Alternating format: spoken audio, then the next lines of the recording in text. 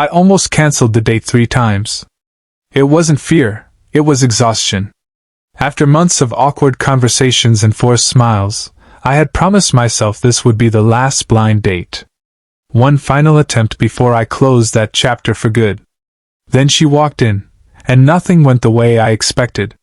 She wasn't dressed to impress. No polished confidence, no rehearsed charm.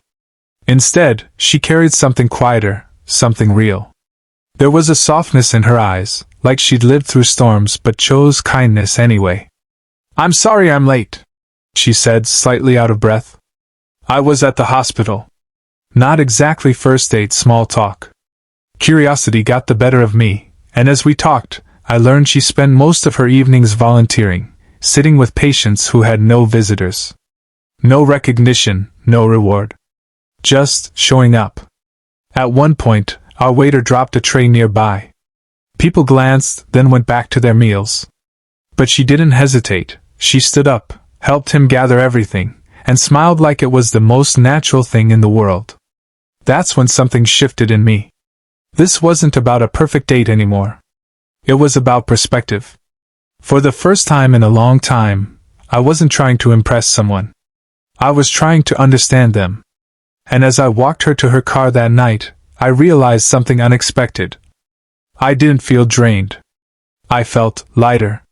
Like maybe, just maybe, I hadn't been looking for the right person. I'd been overlooking what truly mattered all along. I couldn't stop thinking about her after that night. It wasn't just what she said, it was how she made everything feel meaningful. The next morning, instead of brushing it off like every other date, I caught myself replaying moments. The way she listened without interrupting. The way she noticed people others ignored. So I did something I hadn't done in a long time. I reached out first. "Hey, I had a really good time. Would you like to meet again?" Her reply came hours later. "I'd like that. But it might have to be something simple. I'll be at the hospital most of the week." That word again, hospital. This time, I asked more. And her answer wasn't what I expected. "She's my mom," she told me when we met again a few days later, sitting on a quiet park bench instead of a fancy restaurant. "She's been sick for a while. Some days are better than others." There was no self-pity in her voice. No dramatics. Just honesty. I didn't know what to say at first. So I did what she had done for others. I just listened. She told me how she balanced work, hospital visits, and volunteering in between. How she refused to let her circumstances make her bitter. "If anything," she said softly, "it reminds me that everyone is fighting something." That hit me harder than I expected. Because I realized how much time I had wasted complaining about things that didn't really matter. As the sun began to set, she smiled at me and said, "Thank you for not making this complicated."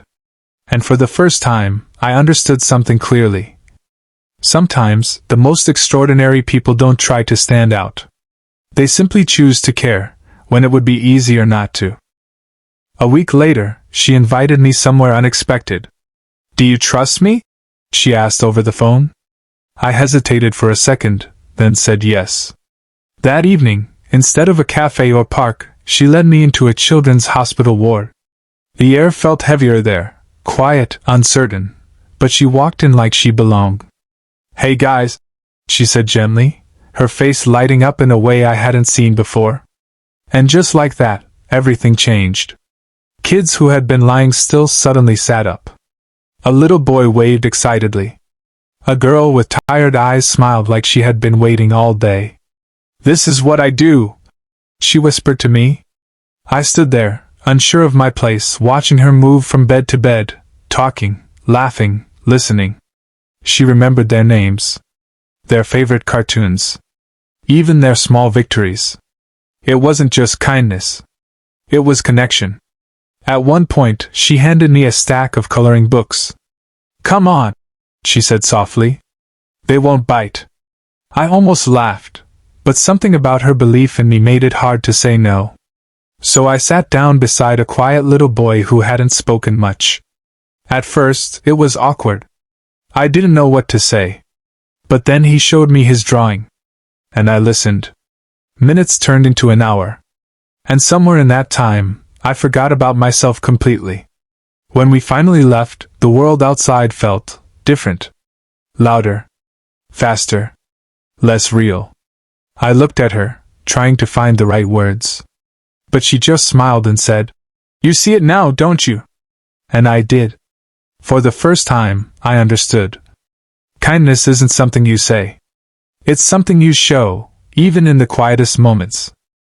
That night changed something in me I couldn't ignore. But what I didn't expect was what came next. A few days later, she called me, her voice softer than usual. "Hey, are you free?" she asked. Something felt different. I met her outside the hospital, and for the first time, she didn't have that calm strength I had come to admire. Her eyes were tired, and a little scared. "It's my mom," she said quietly. "She's not doing well." I didn't try to fix it. I didn't offer empty words. I just stayed. We sat together in silence for a while, the kind that says more than anything else could. At one point, she leaned her head slightly against my shoulder, like she had finally allowed herself to rest. And in that moment, I realized something I hadn't before. The strongest people still need someone to lean on. Hours passed before a doctor finally came out. The look on his face said everything before he even spoke. Her world shifted in an instant. She didn't break down the way most people would expect. She just stood there, holding on to the weight of it all, quietly. So I did the only thing I could.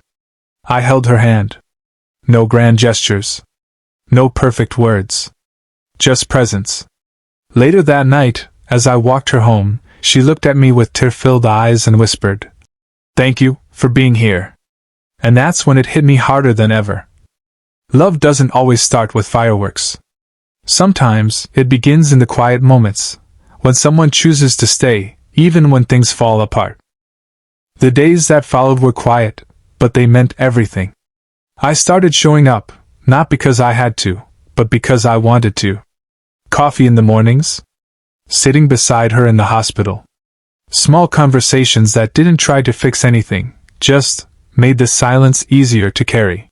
One evening, as we sat watching the sunset from the hospital window, she turned to me and said something I'll never forget. "You know," she smiled faintly, "I almost canceled our date that night." I laughed softly. "You too?" She nodded. "I didn't think I had the energy to meet someone new. Life felt too heavy." I looked at her, realizing how close we both came to missing this, whatever this was. Weeks later, after everything settled, she asked if I wanted to come with her somewhere. It was the same children's ward. But this time, I didn't hesitate. I walked in beside her, not as someone unsure, but as someone who understood. The little boy I had met before ran up to me, holding a new drawing. "I made this for you," he said proudly. I knelt down, smiling. "It's perfect."